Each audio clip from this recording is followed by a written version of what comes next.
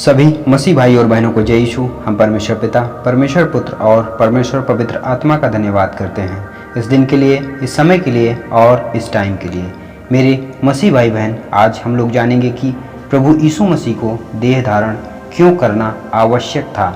आज हम लोग इन सभी बातों को परमेश्वर के वचन के द्वारा समझेंगे। क्रिसमस सदियों से मसीही तथा गैर मसीही लोगों के द्वारा संसार भर में मनाया जाता है। क्रिसमस की घटना परमेश्वर के पृथ्वी पर मनुष्य बनकर आने का वर्णन करती है।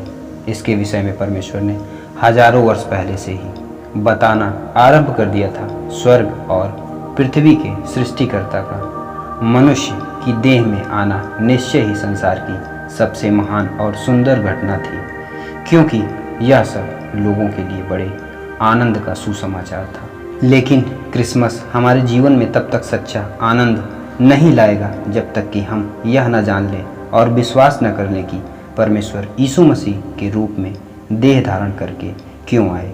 यीशु मसीह के देह धारण की आवश्यकता के विषय में बाइबल हमें अनेक कारण प्रदान करती है। इस संसार में मनुष्य के लिए परमेश्वर से संबंधित ज्ञान प्राप्त करने के दो तरीके उपलब्ध हैं। पहला, सामान्य प्रकाशन, जिसमें सृष्टि और हमारे मन या विवेक परमेश्वर से संबंधित ज्ञान हम पर प्रकट करते हैं। दूसरा, विशेष प्रकाशन, जिसके अंतर्गत हम परमेश्वर के वचन के द्वारा उसको सच्चाई से जान सकते हैं। विशेष रूप से परमेश्वर के सच्चे रूप को जानने के लिए उसके देहधारी वचन को जानना अनिवार्य है। वह वचन जो अनुग्रह और सच्चाई से परिपूर्ण था, देहधारी हुआ, अर्थात यीशु मसीह जो परमेश्वर का इकलौता पुत्र है। इस देहधारी वचन को जाने बिना हम परमेश्वर को सच्चाई से कभी नहीं जान सकते हैं, क्योंकि परमेश्वर को किसी ने कभी नहीं देखा। परमेश्वर का इकलौता जो पिता की गोद में है, उसी ने उसे प्रकट किया। हम वचन पढ़ेंगे यूहन्ना अध्याय 1 उसके 14 पद से 18 पद तक। और वचन देहधारी हुआ और अनुग्रह और सच्चाई से परिपूर्ण होकर हमारे बीच में डेरा किया, और हमने उसकी ऐसी महिमा देखी जैसे पिता के इकलौते की महिमा। यूहन्ना ने उसके विषय में गवाही दी और पुकार कर कहा कि यह वही है जिसका मैंने वर्णन किया कि जो मेरे बाद आ रहा है वह मुझसे बढ़कर है, क्योंकि वह मुझसे पहले था। क्योंकि उसकी परिपूर्णता से हम सब ने प्राप्त किया, अर्थात अनुग्रह पर अनुग्रह। इसलिए कि व्यवस्था तो मूसा के द्वारा दी गई, परंतु अनुग्रह और सच्चाई प्रभु यीशु मसीह के द्वारा पहुंची। परमेश्वर को किसी ने कभी नहीं देखा। इकलौता पुत्र जो पिता की गोद में है, उसी ने उसे प्रकट किया। यदि यीशु मसीह देह धारण करके ना आते तो मनुष्य के पास परमेश्वर को जानने का कोई सच्चा मार्ग नहीं होता। अतः परमेश्वर यीशु मसीह के रूप में आज से लगभग 2000 वर्ष पहले मनुष्य बनकर आया, ताकि हम परमेश्वर को जानें और उसके पास पहुंच सकें। साथ ही यीशु ने स्वयं कहा कि हम पढ़ेंगे यूहन्ना अध्याय 14 उसका 6 पद। यीशु ने उससे कहा, मार्ग और सच्चाई और जीवन मैं हूँ, बिना मेरे द्वारा कोई पिता के पास नहीं पहुँच सकता। यदि हम स्वर्ग राज्य में प्रवेश करना चाहते हैं तो केवल एक ही मार्ग है, और वो मार्ग है प्रभु यीशु मसीह। हम प्रभु यीशु मसीह के द्वारा स्वर्ग राज्य में प्रवेश कर सकते हैं। यदि हम उस पर विश्वास करते हैं, उसके बताए हुए वचन के अनुसार चलते हैं, तो हम स्वर्ग राज्य में जरूर प्रवेश करेंगे। परमेश्वर की दृष्टि में संसार का प्रत्येक व्यक्ति पापी है, और प्रत्येक पाप की मजदूरी मृत्यु है। पापों की क्षमा हेतु एक निर्दोष और सिद्ध बलिदान की आवश्यकता थी, क्योंकि व्यवस्था के अनुसार प्रायः सब वस्तुएं लहू के द्वारा शुद्ध की जाती हैं, और लहू बहाए बिना पापों की क्षमा है ही नहीं। परमेश्वर अपने प्रेम में होकर हमें बचाना चाहता है, परंतु वह हमारे बदले मर नहीं सकता है, क्योंकि वह आत्मा है। फिर भी परमेश्वर ने अपने प्रेम में होकर मनुष्य के पापों की क्षमा हेतु स्वयं एक देह को तैयार किया, क्योंकि पशुओं के लहू से मनुष्यों के पापों की क्षमा होना असंभव है। अर्थात आजकल के युग में जो बलि दी जाती है, उससे हमारे पाप क्षमा नहीं हो सकते। हमारे पाप और श्राप धुले गए हैं तो केवल प्रभु यीशु मसीह के लहू के बहाए जाने के द्वारा। उस देह में परमेश्वर पुत्र ने यीशु मसीह के रूप में स्वयं को एक ही बार में सदा के लिए बलिदान कर दिया, ताकि विश्वास करने वाले पापी नाश न हो परंतु अनंत जीवन पाएं, क्योंकि उसके लिए यह उचित था कि बहुत से पुत्रों को महिमा में लाने के लिए उसके उद्धारकर्ता को दुख उठाने के द्वारा सिद्ध करे। अतः यीशु देह धारण करके आया ताकि वह बहुतों की फिरौती के मूल्य में अपने प्राण दे सके। हम वचन पढ़ेंगे मरकुस अध्याय 10 उसका 45 पद। क्योंकि मनुष्य का पुत्र इसलिए नहीं आया कि उसकी सेवा टहल की जाए, पर इसलिए आया कि स्वयं सेवा टहल करे और बहुतों की छुड़ौती के लिए अपना प्राण दे। परमेश्वर ने मनुष्य को अपने स्वरूप और समानता में रचा था ताकि वह परमेश्वर का प्रतिनिधित्व करते हुए उसकी महिमा के लिए जीवन जी सके।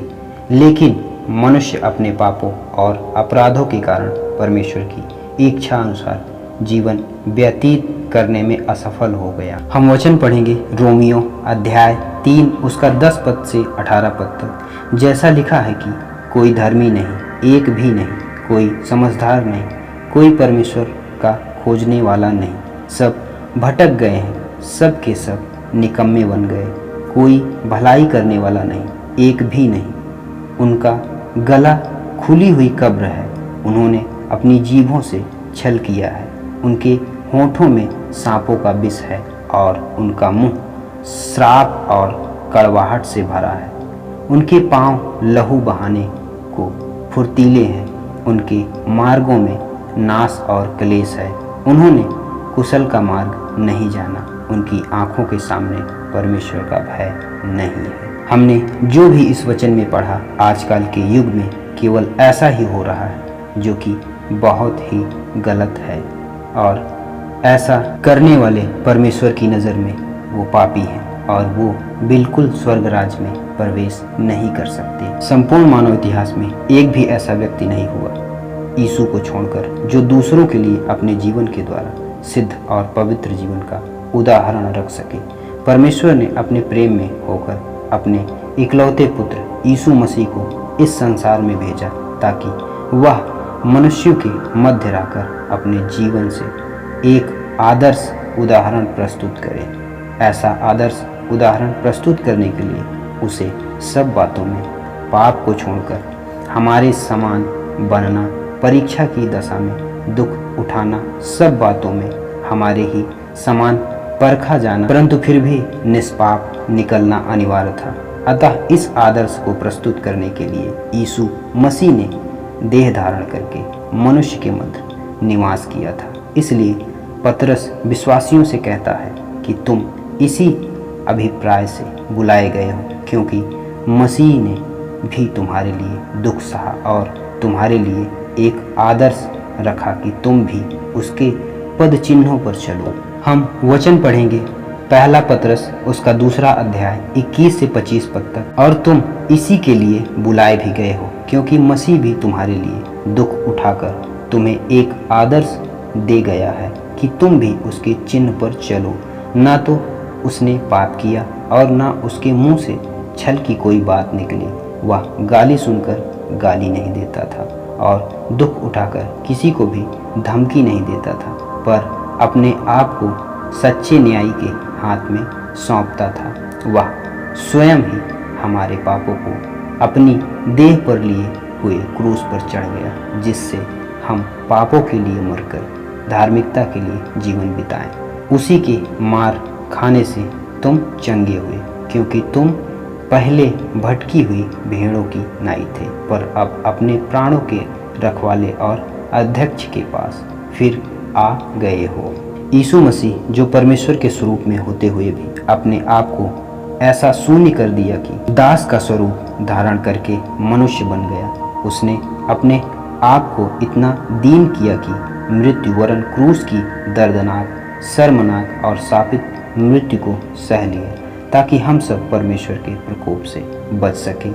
यदि आप यीशु के पीछे चल रहे हैं, उसके जैसे स्वभाव में बढ़ते जाएं, और यदि आज आपने परमेश्वर के देह धारण के अर्थ को समझा है, तो मैं आपसे निवेदन करता हूं कि आप यीशु को अपने हृदय में पहला स्थान दें। क्रिसमस का सच्चा आनंद खाना पीना, घूमना और मित्रों या संबंधियों से मिलना नहीं, परंतु आपके हृदय में यीशु का आना है। प्रिय मित्रों, यीशु के सामने अपने पापों को मान लें। आज से उसके पीछे चलें, क्योंकि अब वह परमेश्वर के दाहिने हाथ बैठा है, जो एक दिन हम सब का न्याय करने के लिए आएगा।